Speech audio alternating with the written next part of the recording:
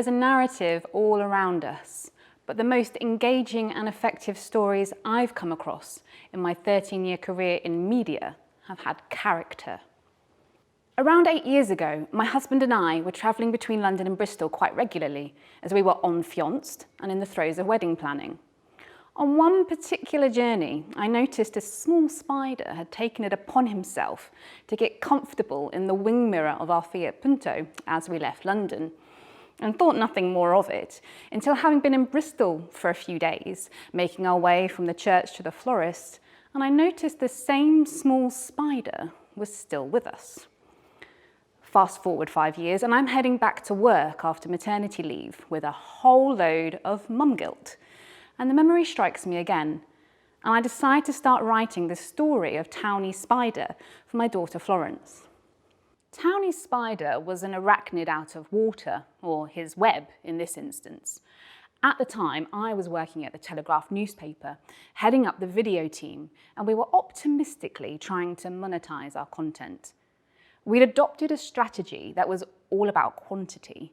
15 series of 8 episodes to be delivered every 2 months. Working in media, I'm clearly no mathematician, but I was more than aware at the time that this equated to a whopping 120 episodes every 8 weeks. We were embracing a heavily social media optimized approach for a time-poor society. Top-down filming, instructional, in 60 seconds, 6 quick steps, etc., etc. And it didn't work.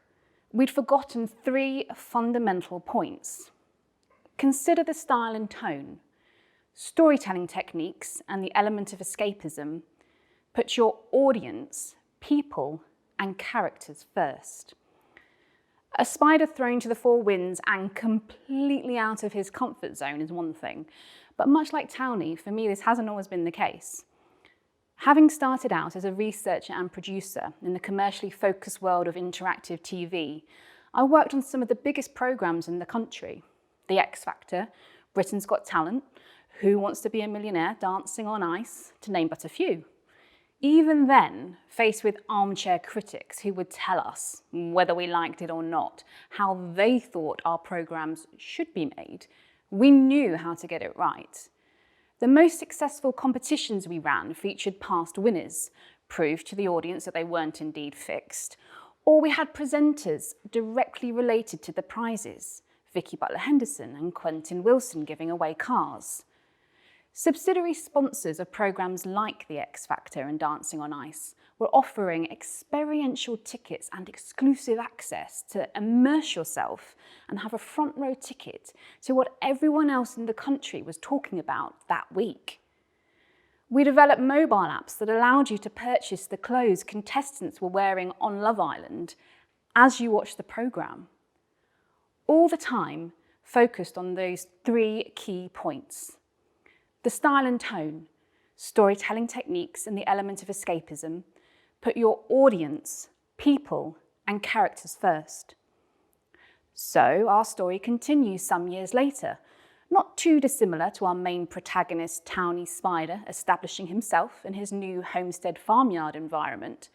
At the Telegraph, we had shifted tack. We were getting comfortable in our new surroundings. I became the editorial driving force behind Telegraph Films, and we started collaborating with the Bill and Melinda Gates Health Foundation on issues such as antibiotic resistance and the provision of snakebite antivenom in Africa. My own digital world started to evolve too. I became the executive producer of Bryony Gordon's mental health podcasts, Mad World and If I Can Do It, where we endeavoured to portray to the audience that it's perfectly normal to feel weird.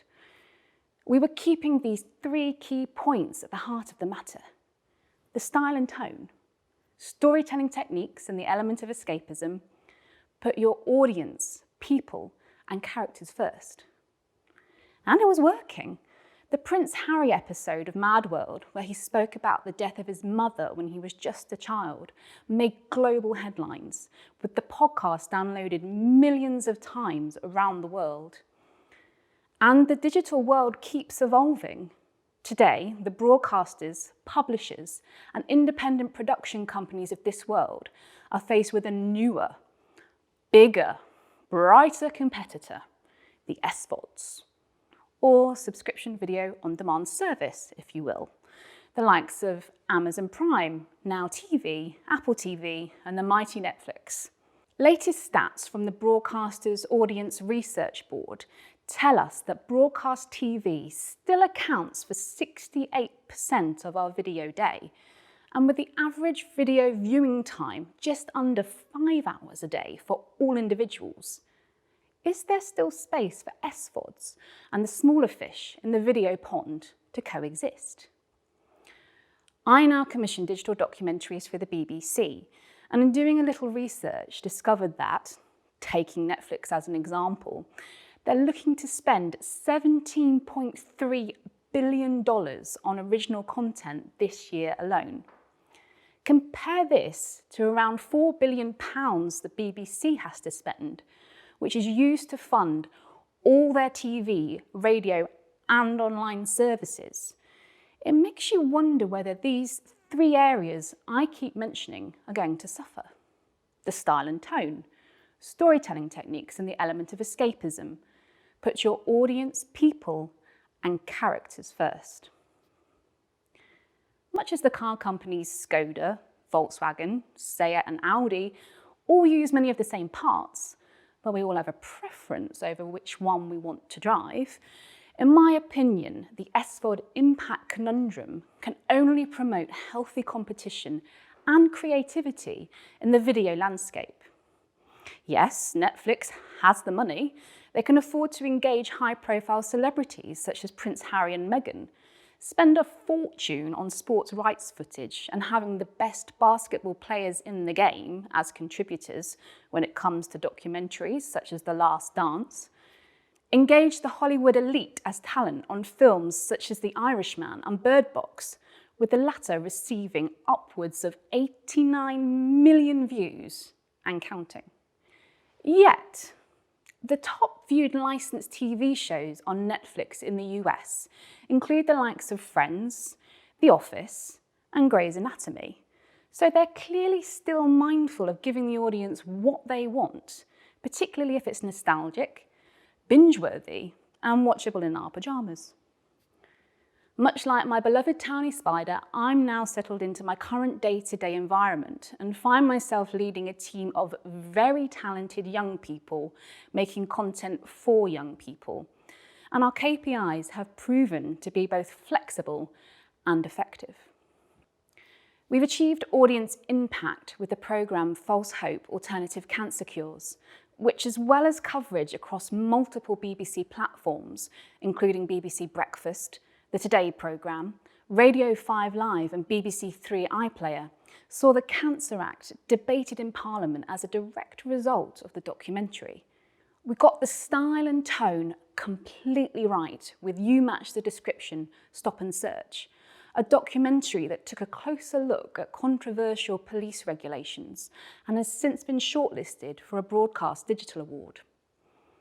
We flexed our storytelling brawn in Go Back to Where You Came From, exploring themes of race, identity, and white privilege in today's society.